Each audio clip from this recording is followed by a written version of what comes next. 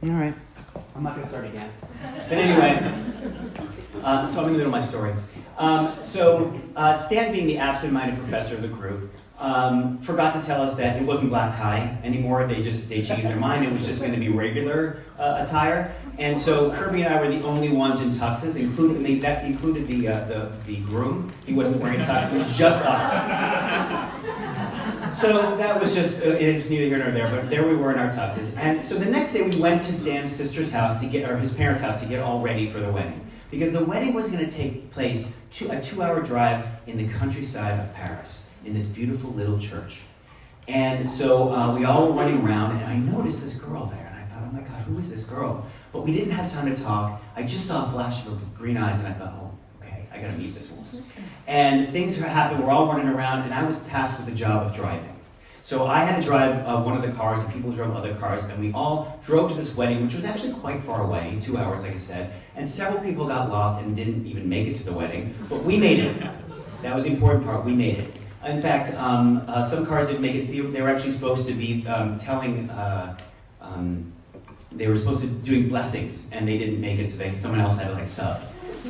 Anyway, so after the wedding, it was a beautiful ceremony. We were going to this unbelievable French chateau where the reception was going to be held. And I didn't know the way, so I had to follow a car. And in front of me, all I could see in the rearview mirror was these beautiful green eyes. And I got there, we drove all the way there, and I thought on my way, oh my God, I've got to meet this woman. And we park the car, and I run out, and I introduce myself, and she says hello in this unbelievably cute French accent that's, very, her English is rough, but she says hello, and I'm just smitten. And she has to go off to do something, she's helping the wedding party, and I have to go see my friends Kirby and Stan. Well, on the way to the table to go have dinner, all these people were asking me, oh, excuse me, do you know where the bathroom is? I'd like some wine. Do you have any wine? Because we're all dressed in tuxes. Anyway, so thanks, Stan. But I get to the table, and Stan had been involved in setting up the seating arrangement. And the seating arrangement was, I was sitting next to Anne-Sophie. And I was excited. And it turned into one of those romantic drama montages where we were sitting and talking and laughing and having dinner together, and then we got up and we walked through the garden of this beautiful chateau, and as it got cold, I took my tux coat off and put it over her bare shoulders, and it was just this unbelievable thing as we walked arm in arm, and she looked at me and she said, I love you. And I thought, oh, okay, that's maybe she's just not getting the whole lost in translation thing. Maybe she's just like, oh, I like you a lot, or you're really cool, and I thought, oh, that's really cute. Red flag number one. So we have a wonderful evening together, and the evening is ending, and it's time for us to stop. And the plan was we were all going to stay in the chateau, but all the parents and the grandparents were all going to stay in the house, and all the kids were going to stay in the barn. And we all decided that the barn accommodations were freezing and not nice, and there was literally straw on the ground, and we were like, no, we don't want to stay here. We're going to go back to Paris. So we get in the car. We were about to get in the car, and I go to Anne-Sophie, hey, listen, can I get your contact information? I want to talk with you again, and maybe we can see each other a few more days here. And she said, sure. And I said, great. So she fills out her thing, and she hands it back to me, and it says, on the card, it says, would you like to come with me back to my apartment to stay? And I looked and I thought, I'm here to visit my friend Stan and Kirby, so I politely declined.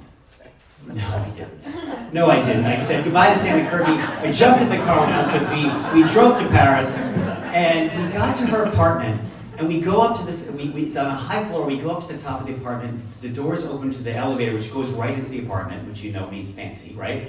She presses a couple of buttons, this is 92, and all the shutters go up. And we're looking at a beautiful skyline of Paris, and it's just unbelievable. And I'm thinking, okay, she's beautiful, she's rich, and it turns out her dad is is a advisor to Mitterrand. So it's like check. We're good shape. So we have, I won't go into the details because my daughter is here, but we had a great time that night. And the next morning, we're sort of lounging in bed, and we had been talking about my family and my sister, and she says, well, why don't you call him? And I thought, well, that'd be nice. So I called my sister, and of course she didn't answer, because she never does. My family knows that. But then she said, well, why don't you call your parents? So I called my mom and dad. And my dad is very straight-laced. And I got on the phone, and I love messing with him. So I got on the phone, and I said, I said, guess where I am? And they're like, I don't know. I said, I'm in bed with a beautiful French woman. And they said, oh, that's very funny, Gary. And I said, no, listen. And I handed the phone to Aunt Sophie. She's like, bonjour. And my dad's like, oh, that's not appropriate. Anyway, so that evening finishes, and the morning finishes, and it's time for me to go back to see my friend Kirby and Stan. And she had to go study for an exam she was taking. She was taking the bar exam. And so again, another one, smart. Oh, these are all good things. But I get back to Stan's house, and he says, listen, I gotta tell you about Aunt Sophie. And I said, well, what's the story? He said, well, so 6 months ago, she caught her fiance in bed with another woman. Found out the relationship had been happening for several years. They had a 7-year engagement. She broke off her engagement. She broke off the marriage. She had suffered a mental breakdown and did some self-harm. And if that weren't enough, the bar exam she was taking, if she failed, she had to take the whole year again. Red flag number 2. So I see her the next day, and I said to her, I'm feeling terrible. Like I don't want to be a cause of any of this problem. I don't want to cause you any pain, and I certainly don't want you to mess your test up and everything. And she said, no, I'm much better. I'm fine. It's all good. I'd love to spend time with you. And me being a 20-something American red-blooded man, and being told that by a beautiful French woman, I was like, okay. So we spent more time together. We spent the next few days together. And then it was time to leave, and we said our goodbyes, and I flew back home. And she called me a few days later and said, hey, listen, I took my test. It's a month before I hear my results. Why don't I come visit? And I said, great. So she came to visit, and at first it was amazing. We had a great time. We were spending great time together, but then it became clear that there was a little bit of an obsessive nature to her. She didn't want me to do anything else except for be with her. She didn't want me to see anyone else. I had just started a new job, and I was trying to meet other people, and go out to dinner with them and have drinks with them along with her, but she didn't want that. She wanted to just be with me. And she would come with me in the morning on the bus to my office, and then I'd go in the office, and she'd go home on the bus and stay in the apartment, and then meet me afterward on the bus after my job was done, and then we'd drive back to the apartment together, and it was just like a little bit like, oh my God. But that wasn't the big issue. The big issue was that every day, multiple times a day, she'd say, I love you. And I would say, thanks. Or, that's really nice. Or, I like you too. Because love means, for me, love is a big deal. Love is, when you say love, that's heavy. And I maybe I was going to get there, but I was not there yet. And one day, and that was red flag number 3, by the way. Because one day, we're coming back to my apartment, and I'm unlocking the door to my apartment, and she says, I love you, Gary Rudman. And I just sort of absentmindedly said, I love you too. And then I'm like, I didn't mean that. I'm so sorry. I mean, I'm going to get there. And so doing that whole backtrack, it didn't work. She was inconsolable that night. She was not happy. So then the next day, her dad called and said, she had been with me for a month. And her dad called and said, okay, number 1 is you need to come home. I'm sick of paying money for you. And number 2, you failed your exam. So she went home. And there wasn't a lot of things holding her there because I didn't say I loved her, and she failed the exam, and so on and so forth. So we kind of lost touch. She was engaged to be married within 6 months and married someone else. But people ask me, do you think you'd do that again, knowing all that you knew and the obsessive nature and the way she was, and it's like she was kind of like attached to you, and would you do it again? And I don't think I would. I mean, being a red-blooded American man, of course I would. Yes, I would. Red flags and all. Thank you.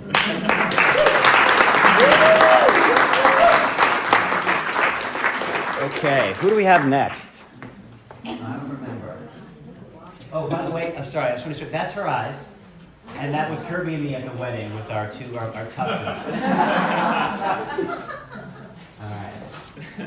All right, so the next one we're going to have is Shelley. Now, Shelley, let's give a big hand for Shelley. Okay, a couple things I want to tell you about Shelley is Shelley is very nervous to be here, but I think she's going to do such an amazing job. She told me her story. It's a great story, so let's give her a big warm welcome.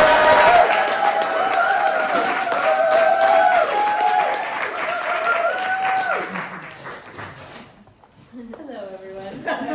I've never talked into a microphone before. Nice and close. The year is 1990. I work for Northwest Airlines at the San Francisco International Airport, and I love my job. I have worked there for 5 years, and every night before I go to work the next day, I look forward to waking up and going to the airport. It's like an adventure every single day for me. I mean, there's a job for everyone, right? I love it. I love how new everything is. I love how everything's always changing. Today, I walked past the ticket counter and I went to the back office and I put my time card in the time clock. If you don't know what a time clock is, ask an old person. Wow. I put my time card in the time clock, and I look at the clipboard next to the time clock, and that's where the schedule is, where we work every day, and either I could be working at the gates, operations, the ticket counter, or luggage service. I am standing in the fishbowl behind the counter, which is what we call the luggage service office. It's all glass. And I am wearing my navy blue Northwest Airlines uniform with my shiny brass name tag that says Shelley. And I am looking out onto the baggage carousel that's going around empty, which means every single person who came in on the last flight has gotten their luggage and they're gone. And I get to take my first break where I am going up to the employee cafeteria. Sorry, I'm almost ready to take my break and go up to the employee cafeteria where I am going to have one of those gigantic, healthy bran muffins that I later found out were like 50 grams of fat and 700 calories, but I don't know that today, and that's where I'm going. So, I'm just about to get out from behind the counter and lock the doors when, oh God, 2 people are marching up to the office. The doors fly open, and the 2 people stand directly in front of me. She is, so much for my muffin right now. She is about 5'10", maybe in her 30s like me. She has a super severe straight blonde haircut, and she's wearing like a business suit with 1990s shoulder pads, and she is obviously very agitated.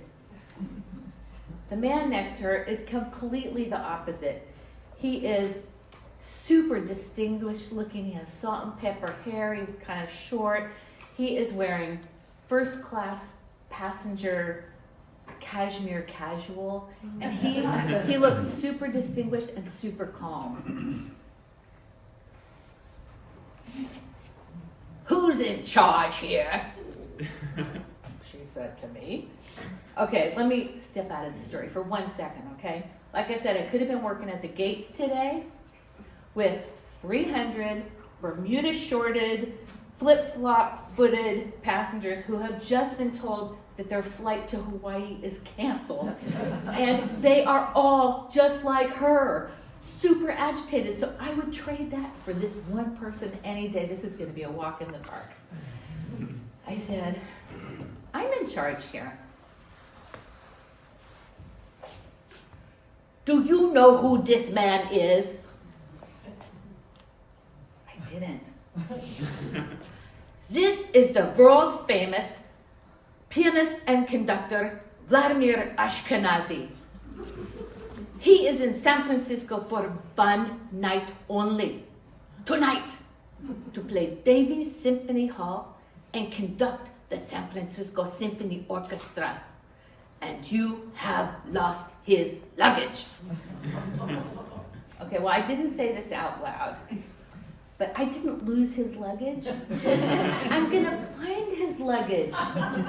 They call me Sherlock Shelley, the luggage detective. I love finding luggage. It's my life. It's my life. The mystery of it is what I live for. Okay? I will take a baggage claim form for you.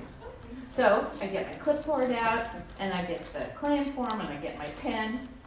It's 1990, okay? I don't have a computer yet, okay? Do you know what a clipboard is? Okay, so I say, Mr. Ashkenazi, can you please describe the baggage and what was inside of it? And before he can say anything, she says, thank God you didn't lose his tuxedos. The bag that you lost is a black roller bag filled with all his toiletries and underwears. Okay. Write that down. Okay, first of all, he hasn't said a word. Okay, so I have no idea if he speaks English, if he's furious, if he's calm, if he's letting her fight all his battles for him. I have no idea. While I'm filling out the form, this is what's going on the other side of the counter. Do you know how inconvenient this is? You are going to be hearing from our lawyers. Do you know who this man is? If you knew who this man was, you wouldn't have lost his luggage. What's taking you so long? I put down my pen and I say, if you would just stop talking for 1 second, I would be able to concentrate on what I'm doing, and then you could be out of here a lot sooner. Okay, fine. So I keep writing. She keeps yammering on the other side of the counter, and while I'm writing here in her own language, and lawyers, and inconvenience, and Ashkenazi, and anyway, I'm writing. Finally, I'm done. I hand the paper to Mr. Ashkenazi, and I say, Mr. Ashkenazi, I am so sorry for the inconvenience. I'm so sorry that we lost your luggage. I saw when I was filling out your form that it was a super tight connection in Minneapolis from your flight to New York, and more than likely the baggage just didn't get transferred around to your flight in time. As soon as the next flight gets in at 3 o'clock, as soon as the luggage goes on the carousel, I'll pull it off, I'll put the expedite tag on it, and I will send it by courier to your hotel, and I'm sure that you will get it in plenty of time before your flight. He nods. I have no idea if he has understood a word that I've said. And she turns on her heel and she walks out the door, and he follows right behind her, and I am almost ready to have my muffin. And I see him walking, turning, almost got to the door, and he turns around and he walks back towards me, and he stands right in front of my counter, like 2 feet away from me, and he says, if I don't get my luggage before I go on stage at Davies Symphony Hall, you and I will be the only 2 people in San Francisco who know that I am playing Davies Symphony Hall with no underwears on. And with a big wink.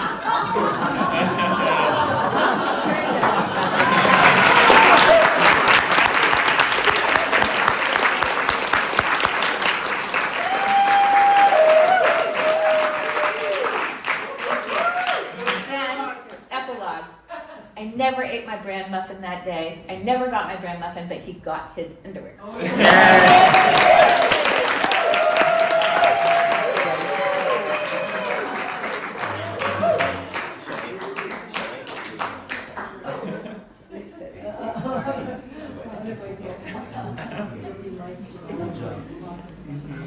Wow, let's give it up for Shelley. That was first time.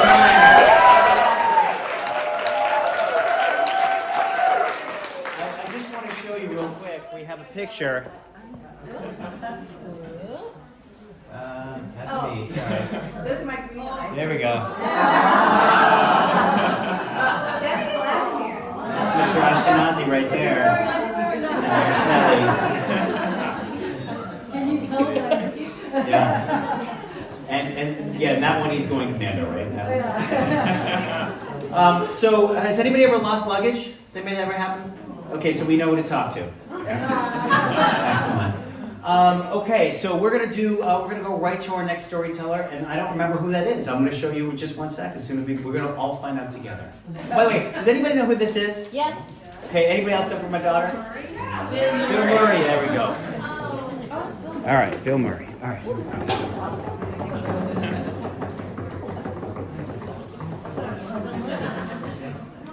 Ah, Lizzo. Okay, Lizzo.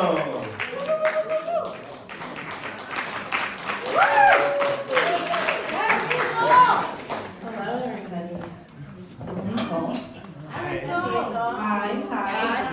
I have a confession to make, and I hope I'm not the only one in the room. I read next door. I read next door a lot. You know, cringe. If you've never read Marin Next Door, you are really missing out. Let me give you an example. So a newcomer comes into Mill Valley and he posts, man, whoever is practicing that guitar, you're kind of good. I'm having a 2-year-old party. You want to come play? Literally 30 seconds, there's a response. I know you're new in town, but do you know that Bob Weir lives right above you? And you know who that is, right? I don't think he does children's birthday parties. So this is Marin Next Door.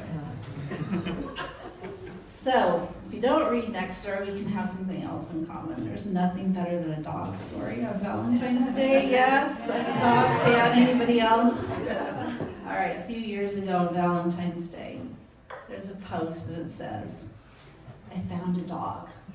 He's wearing a hot pink raincoat. I left him tied up at the church. We're talking this color hat here, on it's sort of hot pink. And I think, oh my God, only a Marin who dresses a dog in a hot pink raincoat. But then my mind kind of goes of, have you guys been to the lumber yard and seen the parents do the European parenting style where their kids are running all over while they're eating avocado toast, and every once in a while there's a toddler in the middle of the street, that sort of thing. I think, well, maybe this dog has parents like that, and they've got him in a hot pink raincoat so that they can see him, the distance while they finish their matcha. But time at the church, that is very not Mill Valley. Agree? Yeah. The joke in Mill Valley is, if reincarnation is real, I want to come back as a Mill Valley dog. So Valentine's Day is Valentine's Day. And it's dark and it's starting to rain. I'm snuggled up in my favorite spot with my dog and my cat. And my husband's watching basketball. Wait, ladies, 35 years of marriage, that's what you get to look forward to.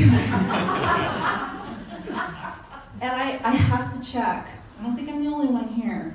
I have to check on that little hot pink raincoat dog. There's nothing better on Next Door. Do you know what I'm talking about? The reunited and those animals that were lost, right? So I look and there's no reunited. And I think, gosh, it's been hours. And there's no response to this little dog. And before I know it, I've got my shoes on and I'm running out the door, no coat on. I failed to see the flashlight I had put on my kitchen counter from the car because I changed batteries that day. And I don't tell my husband where I'm going, I just go. And I arrive at this church, it's pouring down rain. And I get there, and the redwood trees are high, and there's shadows all around, and I think, gosh, this is not typical in Mill Valley, that no one responded to a dog post. Is this a trick? Are you guys thinking the same thing? Like, a hot pink raincoat, is this a trick? And I'm going to be out in the dark doing this, looking for a dog in the dark. But the coyotes have been really loud lately, and I just can't. So I call my husband. Of course, he doesn't answer the phone. So I think, I can't leave this dog. What if this is real? So I take my flashlight and get out of the car, and I mean, it is boring. I have no coat on. I kind of scan around with my cell phone. I can hardly see anything. And there I see it, under the stairs of the church, a little hot pink raincoat. And this little guy is under there, and his raincoat's keeping him dry. He's actually doing pretty well. I think it was 5 hours or something. And I walk up to him. I'm going to take him, get the leash. And now comes the almost part of the story. I feel like I'm being watched. I think, oh my gosh. And I get a chill that goes down my spine, and I look over my shoulder, and there's a face in the darkness. And then another face, and another face, and another face. You can put my picture. I can if you want. And I suddenly realize, on Valentine's Day, there's a pink raincoat little dog. I suddenly realize I am standing in the middle of a say their name memorial that the church had up all month. So it's these are young black kids who are gone, and they had taken little hearts. You show the hearts. It's Little hard to see. Red hearts, wood hearts on little stakes, and their pictures are on there. And I had walked by this for 3 weeks in the daylight, and I never didn't notice. And suddenly I'm no longer a woman looking for a little dog in a pink raincoat, but I'm a mother. And I look at all of their faces in the darkness, and the rain is pouring over their smiling faces, and I think, those pictures are never going to change. They have mothers somewhere tonight without them. And I stood there, soaking wet in the rain, alone. And I said every name. And there were dozens of them. And they were young. They were too young.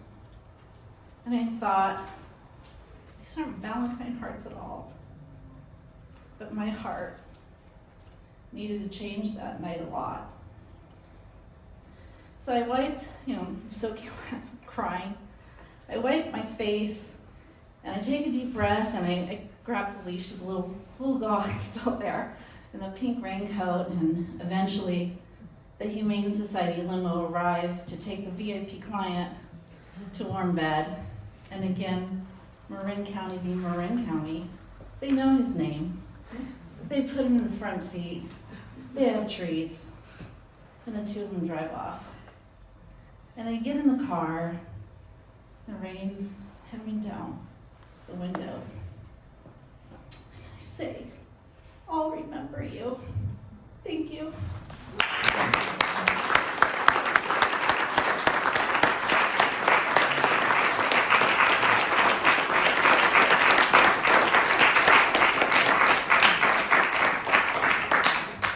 Liesl, that's a beautiful story. One more time for Liesl.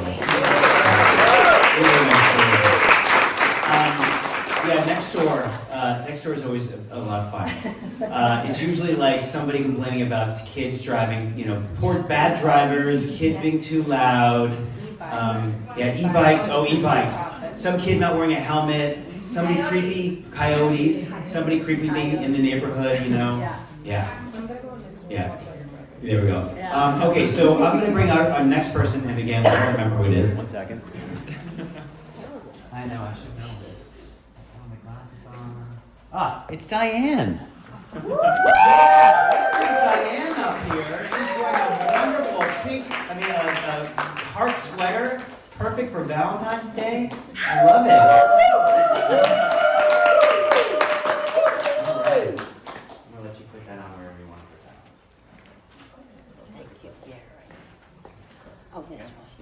Go. Diane, everybody!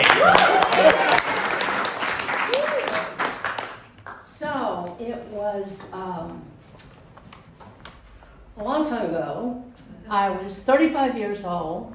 I was living in Tucson, Arizona, a place I did not like. I just think I got on the wrong bus one day and got there and got stuck.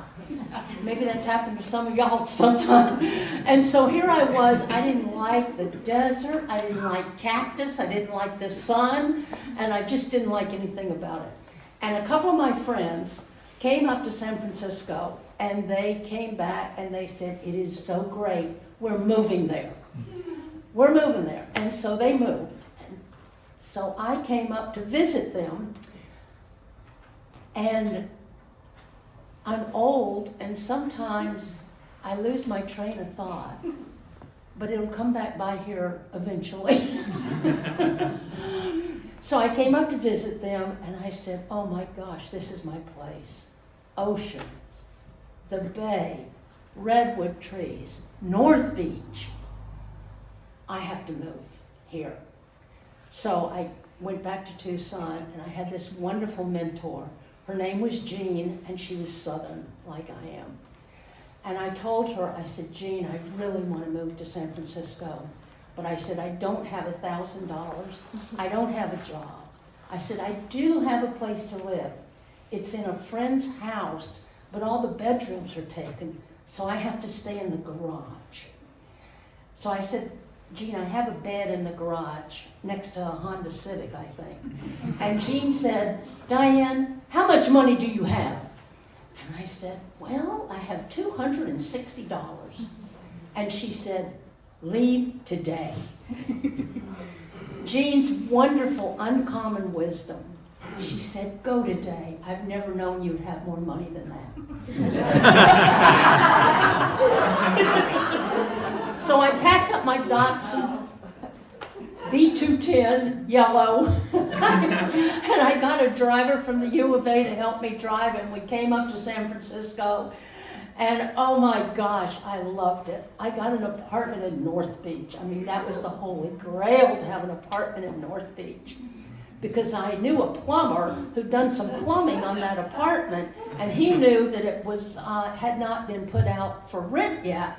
And so my friend and I got that apartment. We moved into North Beach. I loved it. All of a sudden there was culture. There was no culture in Tucson. You don't have to go there to find out. There's just no culture there. There's nothing but cactus and hot. And cowboys.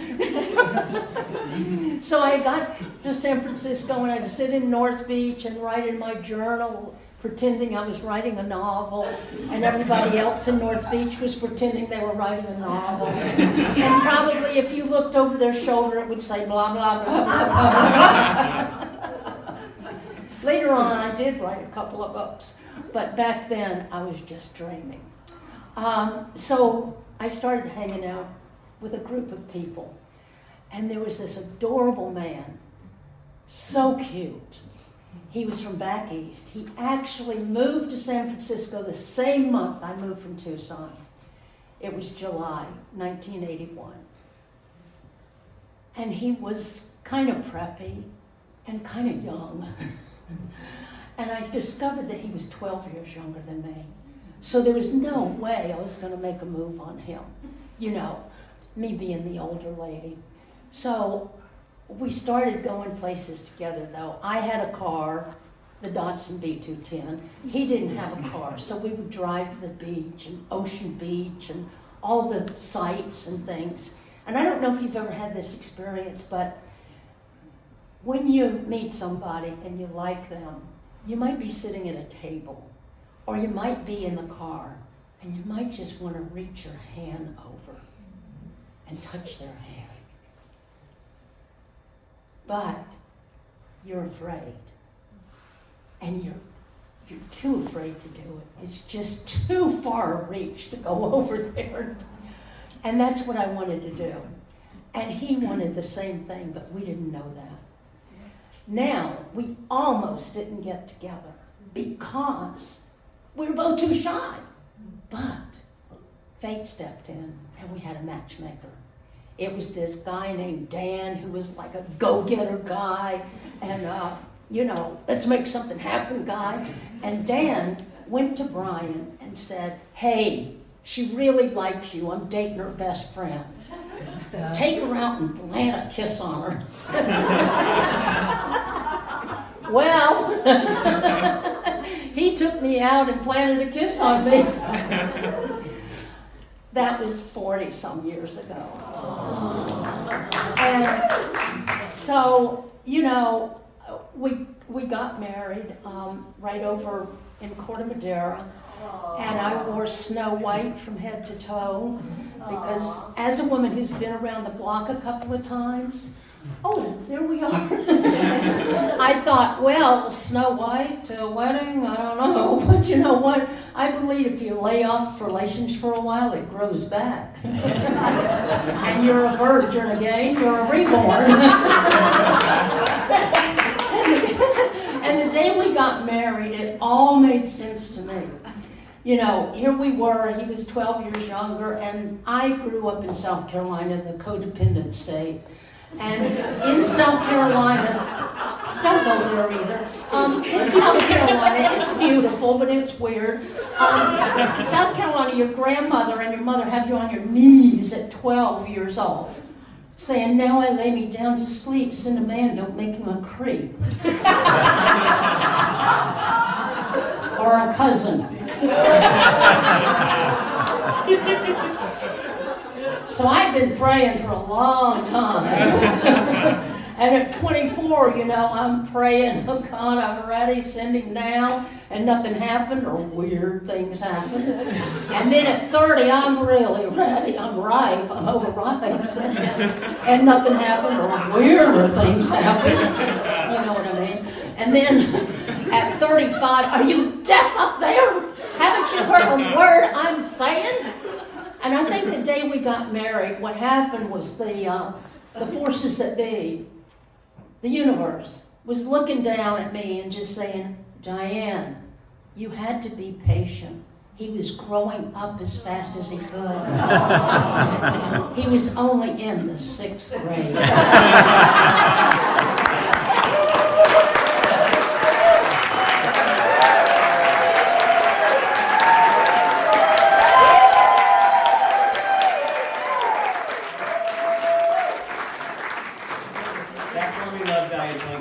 She's so great. She's so great. What's that? Is he here? I don't know. Yeah, he's here. No, right there. Oh, okay, right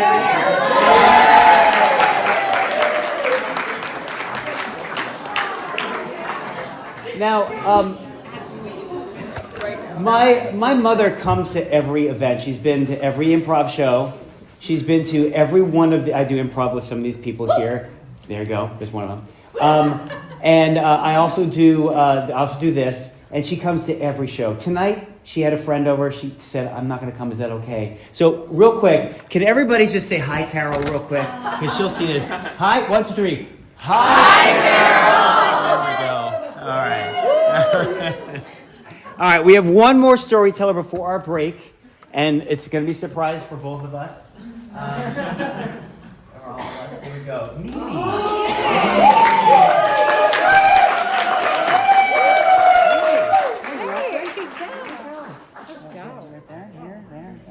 Let's go. Mimi! All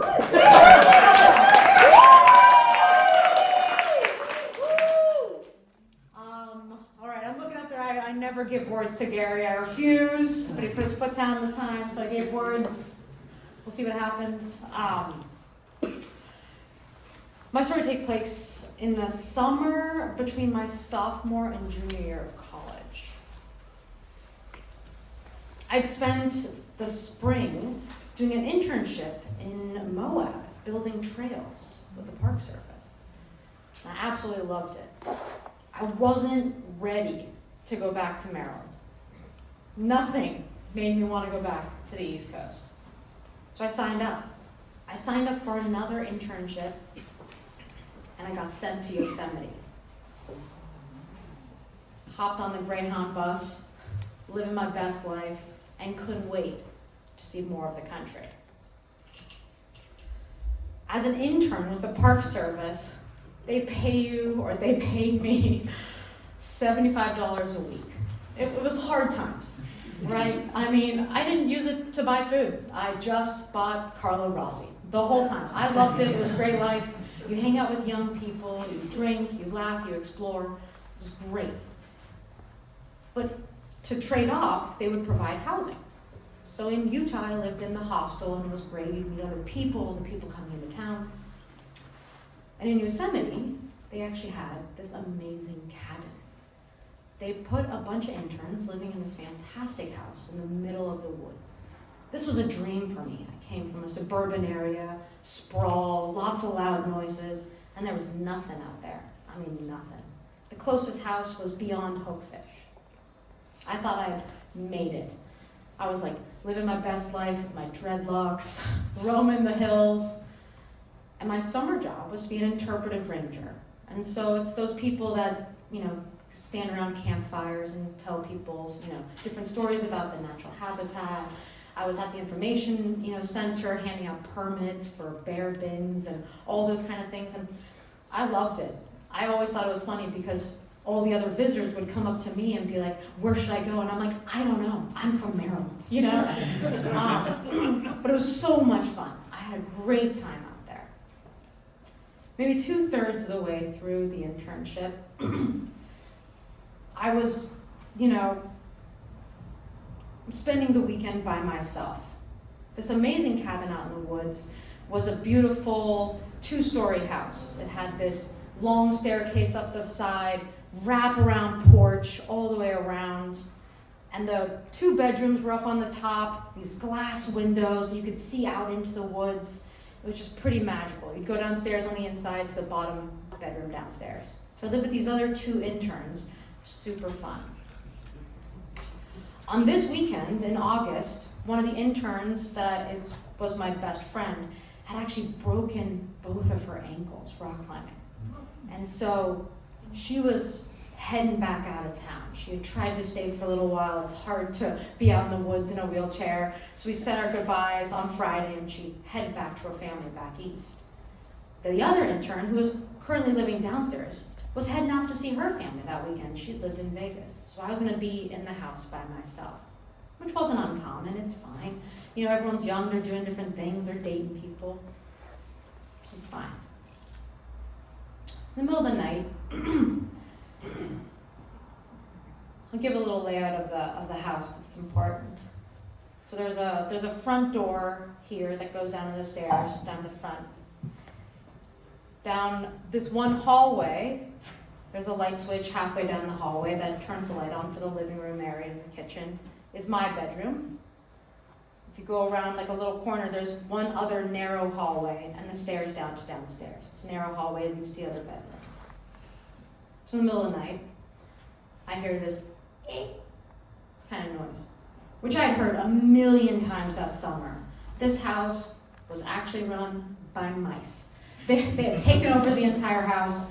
We had to put all of our dried goods in the fridge. I mean, there wasn't a single thing. Our noodles were in the fridge. Our crackers were in the fridge. And I was like, that's it. I am getting these guys. So I come out. It's 1 o'clock in the morning. I run out, turn on the light, run into the kitchen. I'm like, bah! Nothing. Looking at her, bah! I'm not going to catch him. I hadn't caught him so far, but there was something in me that I was like, these mice, And I come back around and I'm walking down the hallway, heading to the light switch, so I'm moving away from the kitchen. And I hear that same noise. So I turn around again. But this time, in the reflection of the glass, I see a man in the hallway to the other bedroom. So at night, when you turn the light on, you can see what's inside the house. There's probably 6 inches. He was directly opposite on the other side of the wall from where I was standing. And I'm frozen.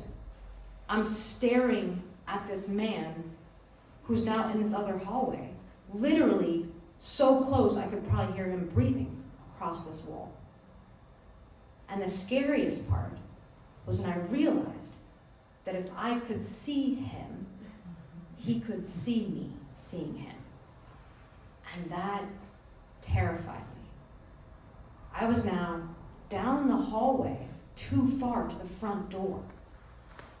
It was too close of an area for me to try to get down and out of the house. So I made the best decision I could make, which was to go back into my bedroom. I run into my bedroom, I slam the door, and I push the dresser up against the wall, and I freeze.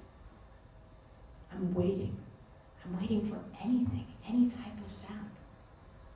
A sound of him leaving, a creak on the floor, coming toward me, and I hear nothing.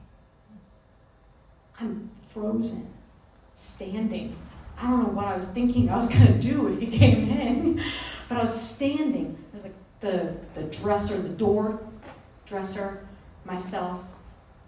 And this was the early 2000s. I didn't have a cell phone. There was no landline. The nearest house was too far away, and I was on the second floor. So there was no way I was jumping out that window. I'm waiting. Hours go by. Not a single sound.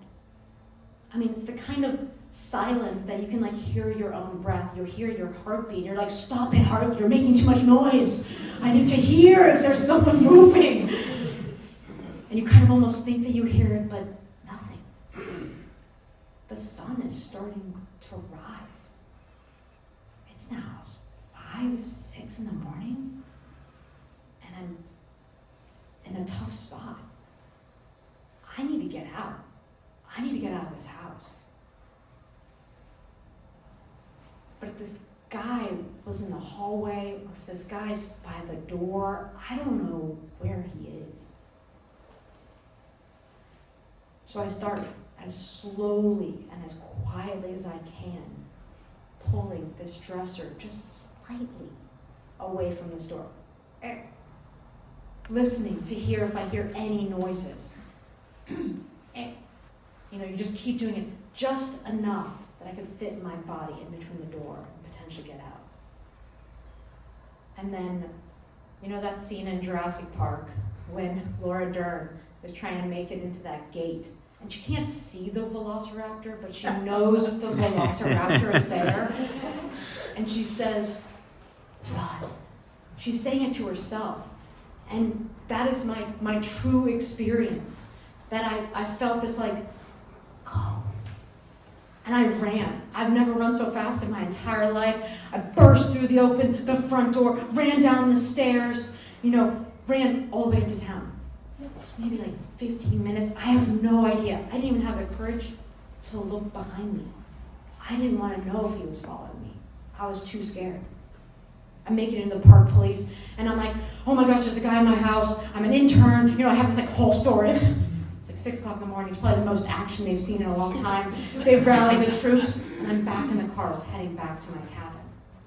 We get back to the house. Several of the park police are now circling this house. They're walking up and down. They're going in the front door. I'm sitting in the car describing what this man's face looks like. I could describe it to you right now. It's etched in my mind. They circle the house a couple times. And then one of them comes down and asks me and says, are you sure you locked the door? I'm from DC. We lock everything. It's odd to move to Marin. You guys don't lock stuff. I lock everything. This house didn't just have a bottom lock. It had a deadbolt, right? Which I remember undoing in my speed haste run into town. And I was like, oh yeah, it was locked 100%. And he goes, well, you know what's odd? Is all of the windows, all of the things around the house are covered in cobwebs. There's no sign that anyone actually got into your house. No, I don't know what's more scary. Almost dying, thinking of the man that was inside my house in the middle of the woods when I was there by myself, or that there was no man and it was a ghost. That's it.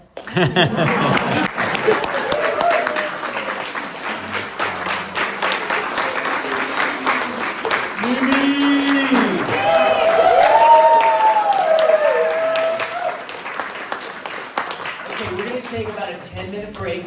There's a bathroom there in the corner. There's drinks over there. If anybody hasn't paid, talk to Jules and take a few minutes, and then we're going to have 4 more storytellers. Thanks so much.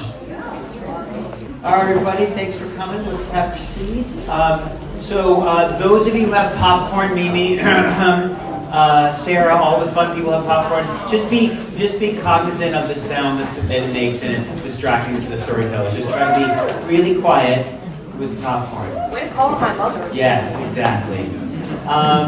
Okay, so our first storyteller after the break is Lynn. And this is Lynn's first storyteller. Let's give her a big round of applause. So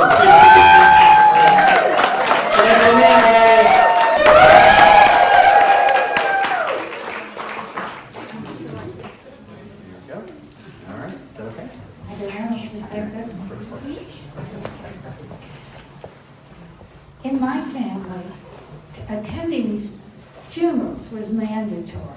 I mean, you could miss weddings and christenings, but you better be there for the funeral.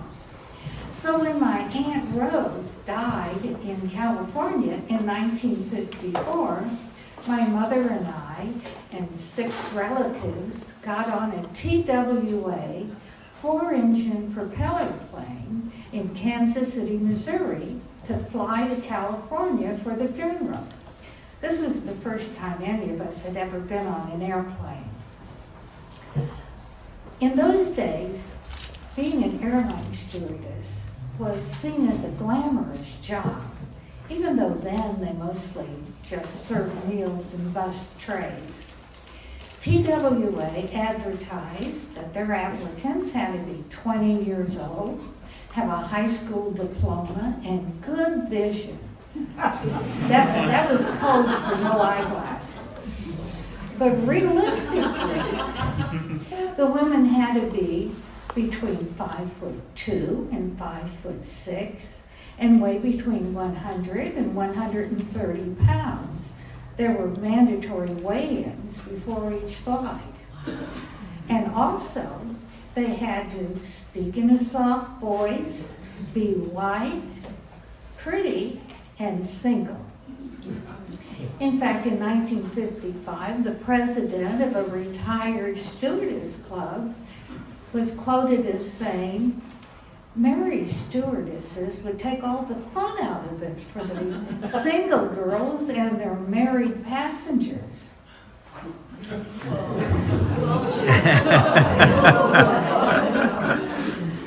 Later, I had a friend who had been a stewardess for TWA in the 50s, and she told me that when she applied for the job, she was required to raise her skirt and show her legs to the interviewer, and then she was told that she needed to wear a padded bra.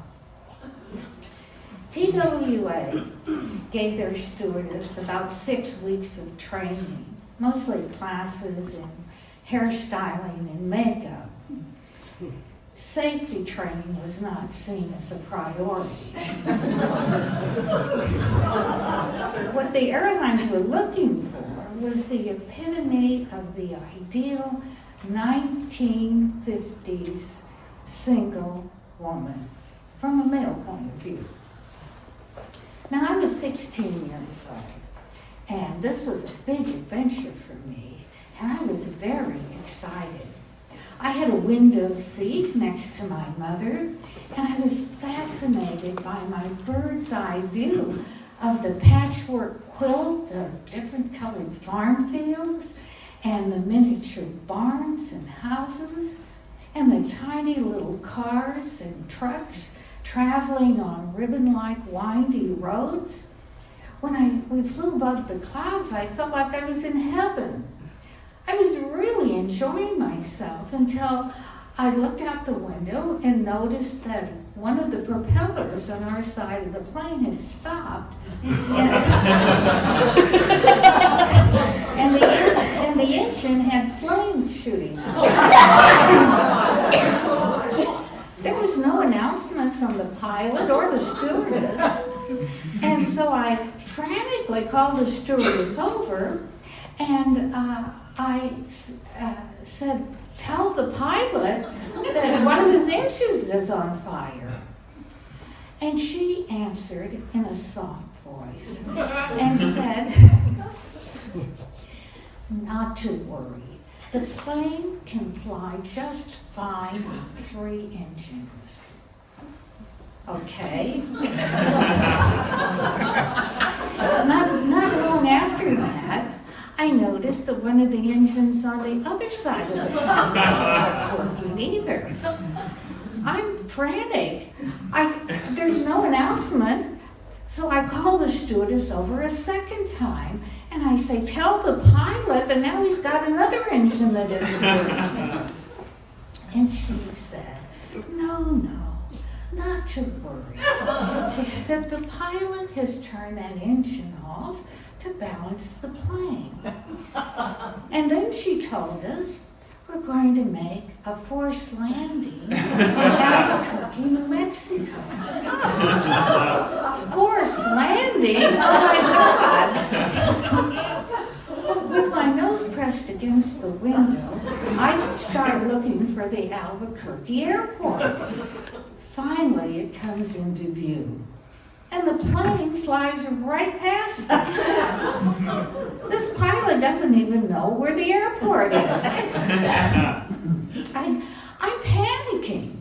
I called the stewardess over a third time, and I said, tell the pilot that he needs to turn around. He passed the airport. It's back behind us. And she said, no, not to worry. She said the pilot is just circling the airport to use up the excess fuel in case we crash.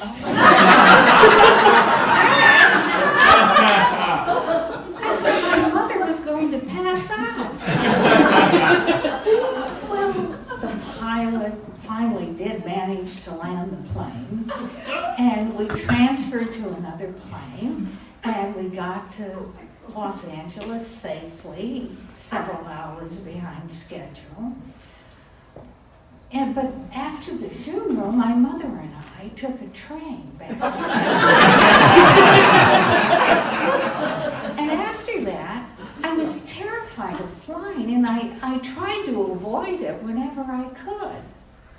Well, many years later, I was in the San Francisco airport with my new boyfriend. He was going to fly me to a film set in Arizona, and I was going to do what I normally did, which was pop a Valium and then drink for the entire time. And Michael, my boyfriend, said, that's really dangerous. He said, why don't you smoke a little dope, and then you can drink as much as you want. So I said, okay, I'll try it. So he gives me a joint, and he gives me this lighter, and his lighter had this big flame on it because sometimes he smoked dope in this little pipe. And he says, just go into the women's restroom, go into a stall, light the joint, smoke as much as you want, and then just flush the rest down the toilet. So I said, okay. So I went into the restroom, I went into the stall, I was really nervous. I try lighting the joint, and I'm having a hard time doing it, but I finally get the thing lit, and I smoke part of it, and I flush the rest, and I come out of the stall, and I look in the mirror, and I burnt my bangs off. Well,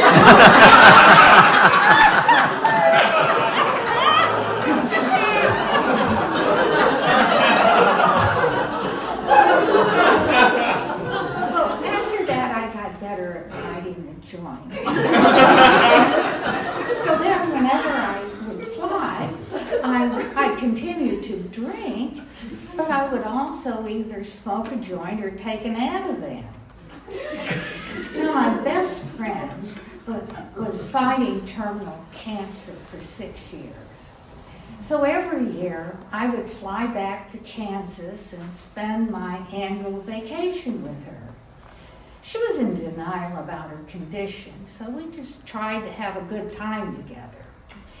Whenever I took these trips, I would always take an empty suitcase with me because I knew that Ann and I were going to hit every garage sale, flea market, and thrift store in the greater Kansas City area. I would buy so much junk, and then I would have to figure out how I was going to cram this in my suitcases. On 2 separate occasions, I even bought a chandelier. I wound up having to ship back to California using my clothes as packing material, but had the added benefit of creating more space in my suitcase. So my vacation is over, and Ann is going to drive me to the airport. And I get a joint from her black sheep brother. And I smoke the whole thing on the 1-hour drive to the airport. Now, Ann was a virgin as far as illegal drugs were concerned. And she was a nervous wreck for the whole trip. She was convinced that someone in a passing car was going to see me smoking this joint, and they were going to call the police, and we were both going to be arrested and put in jail. Well, by the time we get to the airport, I'm really loaded. Ann parks the car. She airs the car out. She gets my luggage out of the back. And she drags me and my suitcases up to the waiting red cab. Now, this was right after the Oklahoma City bombings, and everybody is very nervous. And the red cap is asking me questions, and I'm trying to look like I'm okay. And I'm concentrating very hard on answering his questions correctly. And he asked me if I packed my own suitcases. And I told him I did. And he asked me if I knew what was in them. And I told him I didn't. And Ann starts to laugh. And when the red cap tells me they're going to have to x-ray my luggage, she laughs even harder. She laughs all the way down to the x-ray machine. She keeps laughing while they put my suitcases through. She even laughs when the technician looks at me seriously and tells me he's going to have to open one of my suitcases. It seems like she can't stop laughing. I don't know what's wrong with her. I'm wondering if maybe she inhaled a lot of marijuana fumes on that hour-long drive to the airport. Anyway, the technician opens my suitcase and paws around in it, and then he turns to the other technician and says, "She's got the base of an Oster blender in there." And Ann laughs so hard, she pees her pants right there in the sitting room. Now I know I should probably stop drugging myself and maybe get some therapy for my flight anxiety. But the problem is, if I fix this problem, and I'm not afraid to fly, then I'll fly more often. And if I fly more often, I'm increasing my chances of dying in a plane crash. Thank you.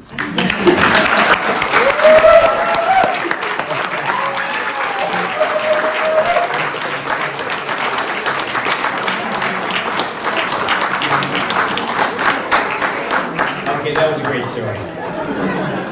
Give it up for Leah more time. Okay, couple quick things I want to check with you. I started a little piece of paper pad floating around here for people to put their names to sign up for the mailing list.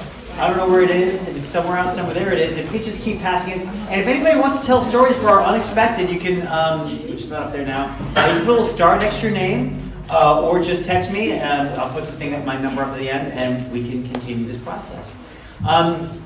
What else did I want to tell you? I have one more thing I want to tell you. I'm not going to remember awkward. Oh, yeah, and Lynn, thank you for helping to teach my daughter about smoking weed. So we got that. There she is over there. She already knows. All right.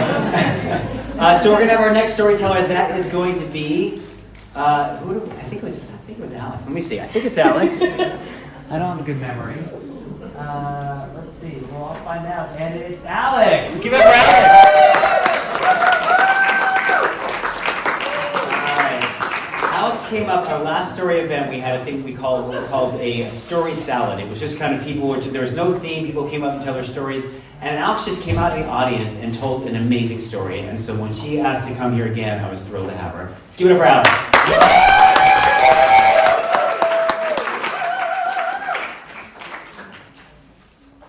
Nice.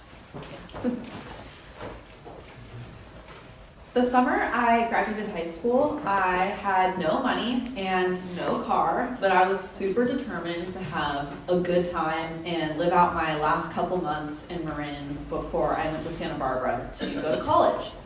So when my friends asked me if I wanted to go camping at Turtle Rock, I was definitely game. With the slight hiccup of me not having a car, so I had no way to meet them up there. So I'd go to my dad, and I'm like, Dad, you gotta give me a ride to this random trailhead in Belvedere so I can meet up with my friends and go camping in the totally legal trail where it's totally fine to go there and we're allowed to be there. And my dad looks at me and he's like, that objectively seems like a terrible idea. I don't know if I should drive you there. And I beg him to let me go, and he finally gives in, and he's like, okay, I will give you a ride to this trailhead in Belvedere so you can go camping at Turtle Rock with your friends. So I pack up my bag, and I get my sleeping bag, and my dad reluctantly drives me to the trailhead, and I meet my friends. Before I, say goodbye to my dad, he looks at me, and he says, are you sure you want to go? Because this is very clearly not a camping site. I think you're just camping on the side of a trail. And I'm like, yeah, no, that's the plan. I think I'm good. Thanks for checking in though. So I follow my friends up down the trail and they take me to this cluster of trees. And I did not get the memo that night we were gonna all be sleeping in hammocks. So I felt a little bit dumb with my sleeping bag, and I was also not very game to sleep in a hammock that night. So I decided that I would just sleep in my sleeping bag and they could be up in the trees. So I set up my little sleeping area, hanging out with my friends, and as any Marin teenagers would do while they're illegally camping on a random trail, they start smoking weed. Which, I'm cool, I'm chill, that's fine, everyone smokes a little bit of weed, not me, but I'm, cool with it. So, this is, 2015, before weed was, recreationally legal, you had to have a med card, so there weren't any fancy dispensaries, so when you got your weed, it was, probably from, a guy who knows a guy, and you get it in this little tiny plastic dime bag, Ziploc baggie. Sure, some of you guys are familiar with those. Well, Lynn is for sure. Yeah, sure. So they pull out this little baggie and they start smoking weed and they're going through it really fast, and before you know it, the baggie's empty and they throw it in the bush. And I'm like, you guys, we are already level 8 degenerate right now. We can't litter on top of that. That seems super wrong.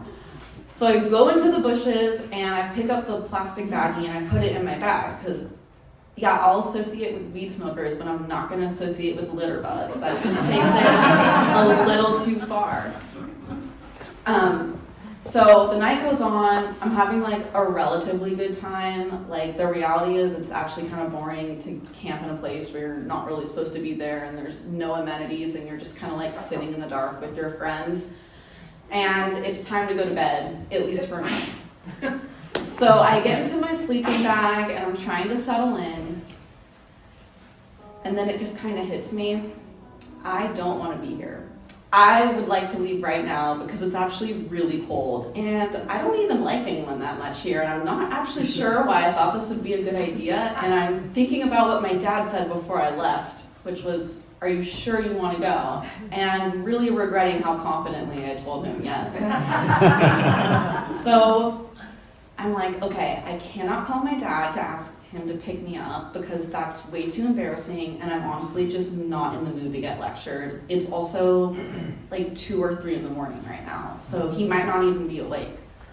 So I pull out my phone and I Google Map my home address, walking trail. It's about 2.5 hours, and ETA is 5 in the morning. I'm like, that's perfect. That's great. That's totally manageable. I can do that for sure. 2.5 hour walk, easy. And I'll get there before they wake up, so they won't even know that I didn't get a ride from my friends back and I walked back home from Turtle Rock. So pack up my bag. I ditched my sleeping bag there, which my mom gave me a really hard time for after because I came back and never returned her sleeping bag. But I'm like, okay, I'm wearing my Doc Martens, I'm in my puffy jacket, I got my beanie on, and I was smart enough to bring a flashlight, and I'm on my way. And this walk felt like one of the longest walks I'd ever taken in my life. And it was pitch black. I didn't see any sign of like civilization pretty much the entire walk, except like maybe somebody's random backyard, like once or twice here or there. And I remember just being like, I'm so happy I have this flashlight. You know, I'm checking my map. I'm like, that's weird. I feel like the ETA is not getting lower. Because you know how Google Maps, as you get closer, the time's supposed to go down. It's not going down as quickly as I would have hoped. So I'm kind of figuring I might be getting lost right now. But I'm like, it's fine. I'm going to keep going. I think at this point I'm like 2 hours into the walk, and I'm like, why does it still say I'm so far away, and why can't I see anything around me? And I get so frustrated. I see like this kind of cluster of bushes, and I'm like, okay, I'm running through the bushes. This definitely has to be a shortcut. Like, this will get me to where I need to be so much quicker. So I like take a deep breath and I bolt through the bushes, and I'm like covering my face. There's twigs everywhere. And then all of a sudden I feel like the air on my face because I've gotten through this thicket of bushes, and I see a paved road. And I start looking around and I realize that I'm in the middle of an intersection. So I'm so excited. I'm like, yes, people live near here probably, and I'm no longer in the woods. And I turn to my left, and I go from being very relieved to, oh no. Because at the stop sign of this intersection is a cop car. And I read the side of the cop car, and it says Tiburon Police. I'm like, okay, now I know where I am. I'm in Tiburon, so that's almost to the town that I need to be in. And at first when I saw the cop car, I wasn't too concerned because I was 18 and that there's no curfew that says I can't be out at this night. And I wasn't really doing anything wrong. I was just being stupid and walking in the dark with my flashlight and my beanie and my backpack. But I guess I looked kind of interesting, and this cop gets, turns off the car, and he gets out and starts talking to me. And he's like, "Can I get your name, lady?" I'm like, "Yeah, my name's Alex Gibbons." And he's like, "Okay, I'm gonna have to see some ID." So I pull it out of my wallet, and my ID actually had like a burn hole in it, so it was like not the most credible looking ID. And it kind of like made it hard to read my address. And he's like, "Wait, where do you live?" I'm like, 68 Middle Drive, Mill Valley, California. Like, I'm a real person and this is a real ID. And he's like, interesting, okay. And he's like, "What are you doing out here?" So I tell him my story about how I went out camping and just kind of decided I wasn't feeling it anymore and decided to walk home. He just kind of looks at me like, that's a really vague and like random story to explain how you ended up in this intersection in a very like random residential area in Tiburon. But he looks at me, and I think he takes pity on me, and he's like, "Do you want to ride home?" absolutely, I would love a ride home. I have like 2% on my phone, so I'm not about to have directions in like 5 minutes. I would love it if you drove me home. It's like, okay, no problem. Why don't you get in the back of the car? So I get in the back of the police car, and I've never been in the back of a police car before. And when I first got in, the first thing I noticed was there was no door handles on the inside, which was really weird. And I felt like in that moment, I'm like, I just kind of lost a sense of control and agency, because now it's not up to me whether or not I get to leave this cop car. He has to open the door for me. And I'm also realizing that he never gave me back my ID, which I also thought was weird. And he goes to the front, and you know, they have those computers in the front of the car. He starts running my ID, and he's not saying anything to me. And I'm just kind of starting to get nervous because I don't feel like I've done anything wrong. But I think he's feeling like maybe I've done something wrong, because he then comes back around, opens the door, and says, "You're actually being detained, and I need to check your bag." And just a huge wave of panic rushes over me, because I remember picking up that baggie for my friends with like the crumbs of marijuana like sticking to the sides of the plastic bag. And I'm like, oh my God, I'm a criminal. I have like incriminating evidence on me. Like, I can't let him open my bag. So I tell him, no, you can't look in my bag. I haven't done anything wrong. I'm allowed to be out here. And he's like, listen, you don't really have a choice. Like, I'm looking in your bag. And we go back and forth for about 10 minutes of him telling me he's gonna look in my bag and me saying, no, you're not gonna look in my bag. And then I realized at that point, finally, that I'm not going to win this battle. So I give him my bag, and he starts taking everything apart, like all of my, I had a whole bunch of clothes in there. He's just ripping through it, doesn't care about anything in there. And then at the very bottom of my bag, he pulls out the plastic bag with the marijuana crumbs. I'm like, this is it. I almost got home with my parents not knowing that I walked here, and they're definitely about to get a phone call. He looks at me and he says, is this what you were worried about? I'm like, yes, that's clearly what I was worried about. Why else would I not want you to look in my bag? And he gets really quiet. He shuts the door, and I'm back in the cop car, and I look in the rearview mirror, and I just kind of see him walk off into the distance until I can't see him anymore. Now I'm alone, and I don't know where this officer is, and all my stuff is outside of the car. And so I'm there for like another 5 to 10 minutes, and he then finally gets in the driver's seat and starts driving the vehicle, and he hasn't said anything to me.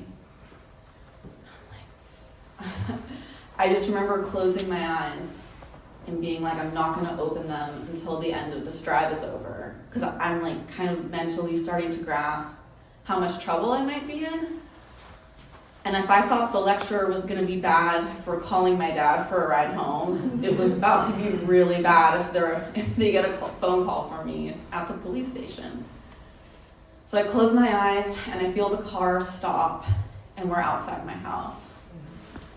I take a sigh of relief, and then the cop gets out and opens the door, almost like a gentleman, except we're not really like on those terms yet. And he hands me my backpack, and he says, you should really not be walking out this late at night. I'm like, noted, thank you. And I go back into my house, kind of just thinking about everything I had been through that night, that long walk in the dark, the fear that I felt when the cop went through my bag. And I realized I learned 2 things that night. 1, just call your parents if you need a ride, because way better than almost getting arrested. And next time I pick up someone's trash, I'm putting it in their bag.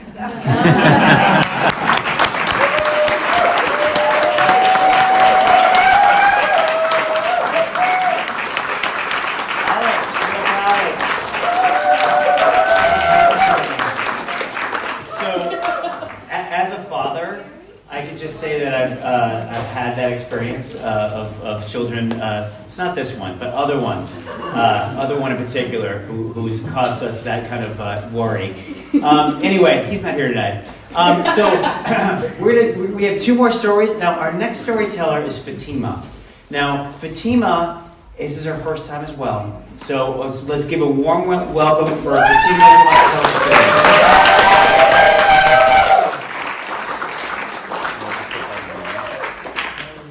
There we go. Good evening, everyone.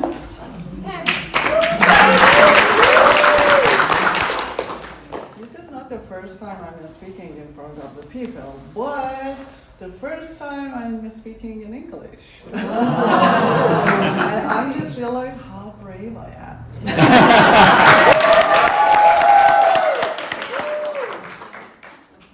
How would you feel if you are on the date, and the first date actually, and your date said to you,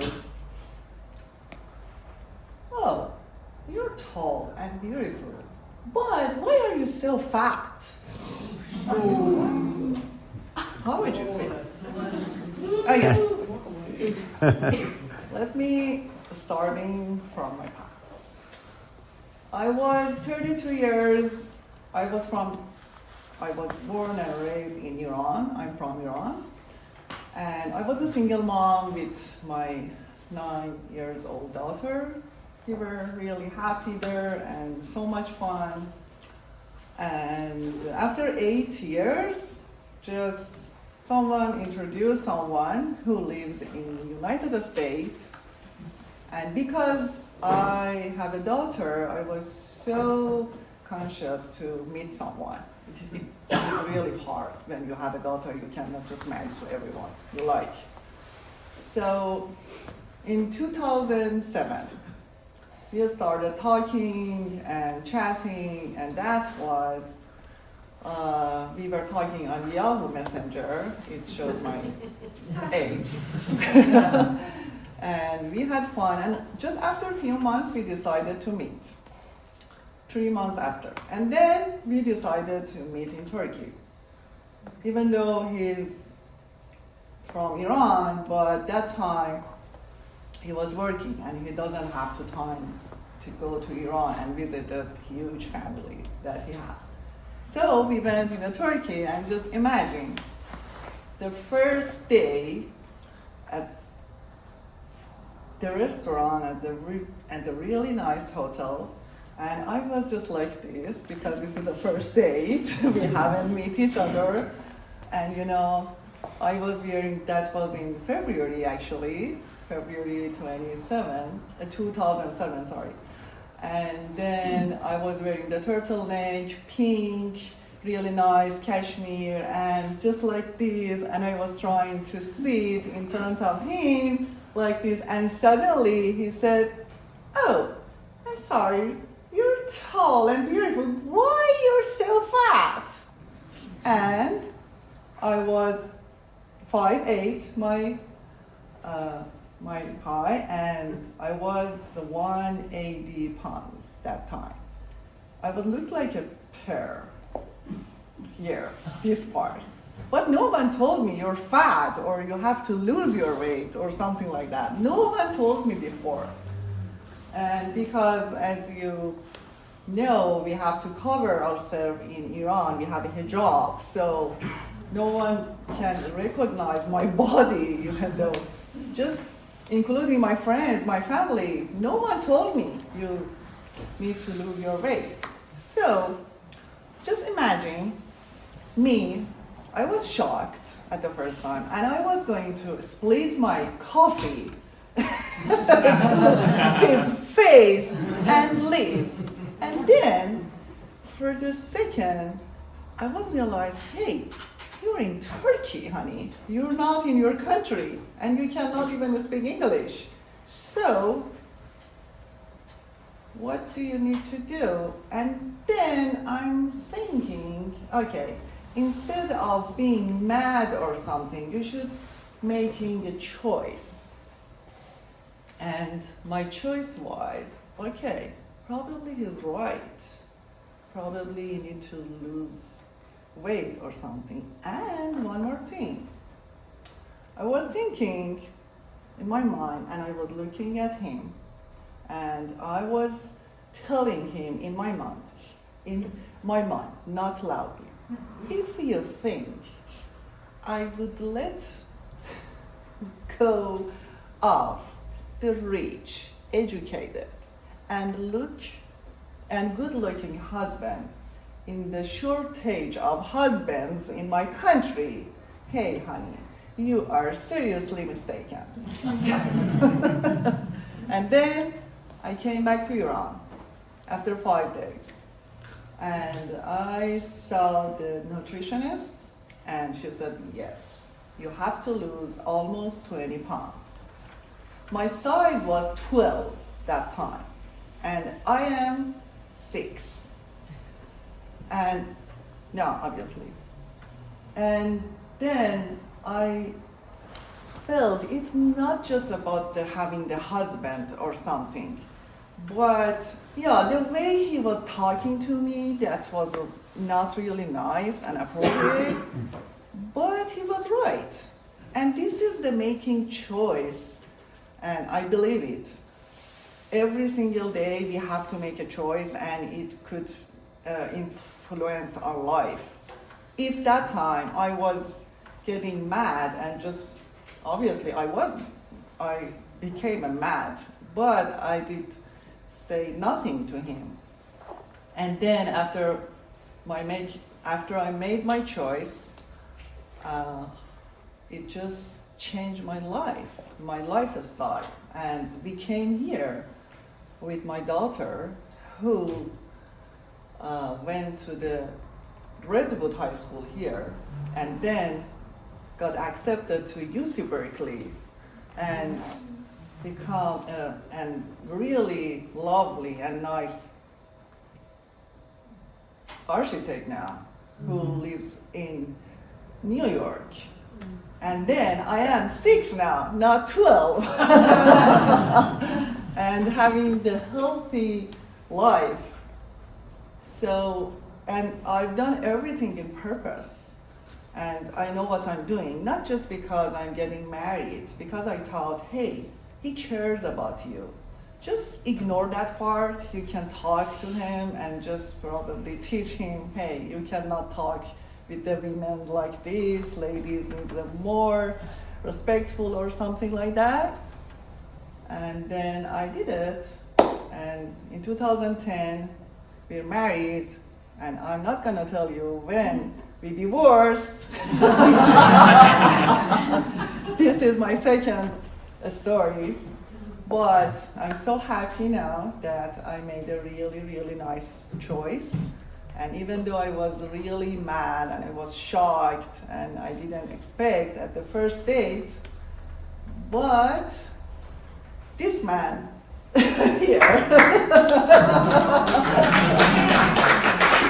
has made my life and my daughter's life has really changed.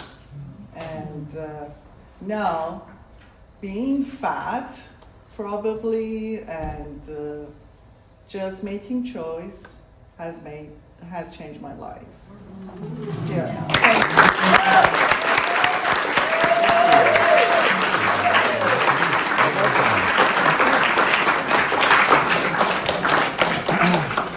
All right, one more time for Fatima. Okay. And now for the grand finale.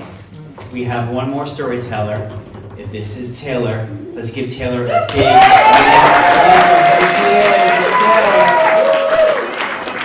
You're my friend. So I do want to say thank you for coming out tonight. And one of the coolest things about stories is that, instead of this all night, we get to go places. Yes. We've been to an airport. We've been to South Carolina, Tucson. We've been to Tiburon. We've been to Iran and Turkey. We get to travel all sorts of places. And for my story, I would like to take you to Mississippi. Yes. Are you down for that? Yeah. All right. So I'll start you here. I'm 8 years old. I'm in the back seat of our 2-door green Cutlass Supreme. We're on a family trip from Wisconsin to Mississippi. My father's eyes are watching me from the rearview mirror, and I am feeling an intense pressure to behave. We pull up to my Aunt Ethel's house. My father stops the car. My mother whips around to the back seat and says, "Y'all don't embarrass me." Now, my sister and I, we don't dare look at each other because we know what's at stake. We're the northern kids. We're them Yankee children. My parents moved in 1966 from Mississippi to Wisconsin, and they put down roots there. And they left the South. And so we know that when we enter my aunt's house, my mother's parenting is going to be scrutinized. And everything we do as children, everything we do, we say, we touch, we eat, is going to be a direct reflection on her. "Yes, ma'am," is what we say. I get out of the car, I bound up the steps to my Aunt Ethel's house. The door opens and I'm hit with a wall of smoke. And it is barbecue chicken, it is sweet potatoes, it is cigarettes. Because my Aunt Ethel is a chain smoker, and she talk like this. And she's a tall woman. She's got blocky shoulders and this bouffant hairdo that she's cut in a square. So she's got like this square of hair. And she's like a rectangle of a woman, and I love her. She's a practical joker. So she has an epileptic dog she named Tippy. She's all, "Anybody seen Tippy? Oh, there he is." And Tippy'd be half under the couch, like this lemon yellow velvet couch with the plastic on the arms. And my Aunt Ethel, she's a great cook. So she's stirring and a smoking and a stirring and a smoking and a stirring and a smoking, and then dinner's ready. And she's taken her dining room table and she's moved it into the living room. So here's the dining room table, and there's the couch, and there's Tippy. And I'm looking at the table, and I realize, wait a minute, I'm at the big table. I'm not relegated to the kitchen and the kids' table. I'm at the big table. I am psyched. But this means I got to be on my game.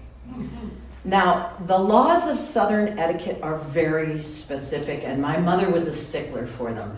Do you know the laws of Southern etiquette? I know Diane does. Where are you, Diane? Oh, she does. Yes, ma'am, she says. Okay, there's 3 things you need to know. Number 1, adults are here, kids are here. It's the triangle of respect. So you've heard of yes, ma'am, no, ma'am, yes, sir, no, sir, right? Yeah. Okay, that's the way the respect flows. It flows from bottom to top. And it doesn't matter who's at the top. It could be an aunt, an uncle, a parent, a neighbor, the guy who owns the grocery store. Adults are here, kids are down here. Second thing you need to know is be sweet, don't be ugly. Third thing is you must finish everything on your plate. And God forbid I left anything on my plate that my mother cooked for me, because that was the ultimate expression of disrespect. So dinner's ready, the plates get made, my plate comes to me, and it's gorgeous. It's got barbecue chicken, it's got cornbread, it's got sweet potatoes with a little pat of butter, the butter's melting, it's got black-eyed peas, and it's got rutabaga. Do y'all know what rutabaga is? No? Yeah. What was that? It's about Yehon, right. Yeah, most of you say no, and that's because it's a horrible thing that is only eaten in the South. It has not made its way to California, even though it's a vegetable. It is nasty. It's they cook it like mashed potatoes, and when you put it in your mouth, it's sour, and not the good kind of sour. Sour like a lizard on your tongue sour. It's like if a rotten ham had a baby with a pair of feet.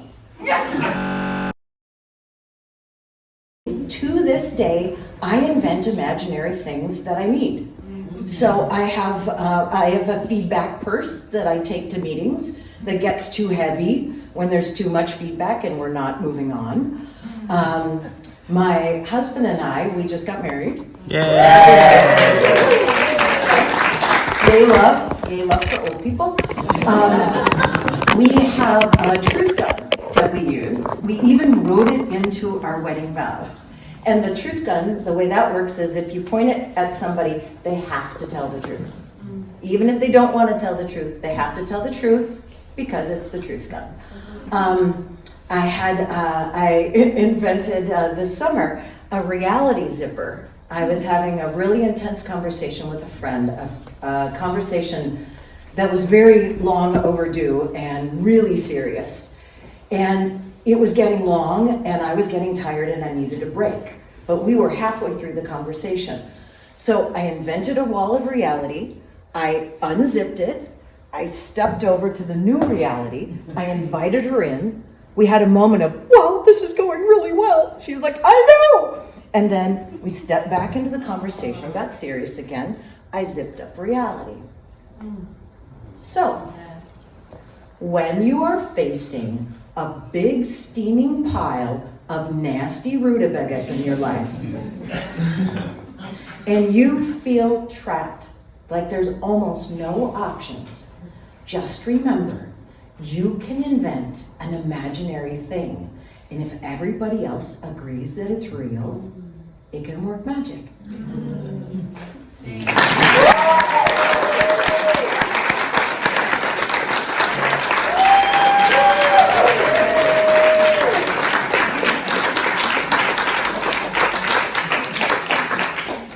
All right, everybody. Wow, we did 9 fantastic stories tonight. I want to just give a big hand for all the storytellers.